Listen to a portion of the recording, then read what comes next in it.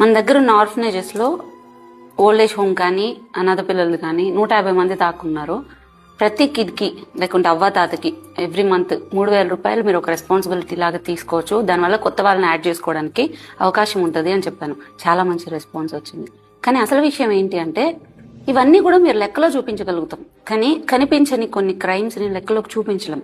కారణం బాధ్యతల వల్ల అయి ఉండొచ్చు, లేకుంటే పరువు వల్ల అయి ఉండొచ్చు. ఇలా రక్తం ఇట్లా కారిపోతుంటది, అలా తుడుచుకుంటుంటారు వాళ్ళు.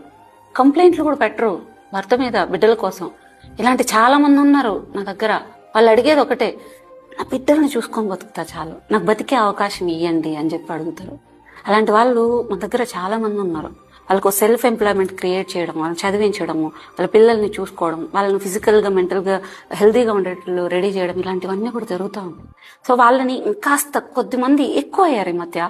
వాళ్ళకి బడ్జెట్ అనేది ఎక్కువ పెట్టాలంటే వీళ్ళ కోసం మీరు బయట నుంచి సపోర్ట్ ఇవ్వగలిగితే నాకు అది ఈజీ అవుతుంది అని చెప్పేసి మిమ్మల్ని అడిగింది. క్రైమ్ జరిగిపోయిన తర్వాత ఇది ఎలా జరిగింది, ఏం చేస్తే బాగుంటుందనే విశ్లేషణ కంటే జరగక ముందే మనం జాగ్రత్త పడడం ఇంపార్టెంట్. అలాగా కాపాడిన చాలా మంది ప్రాణాలు మన దగ్గర ఉన్నాయి. వాళ్ళ కోసం అడిగాను. అండ్ సపోర్ట్ చేసిన ప్రతి ఒక్కరికి అండి థ్యాంక్ యూ సో మచ్. అండ్ డీటెయిల్స్కి మీరు 8688092355కి వాట్సాప్ చేయొచ్చు.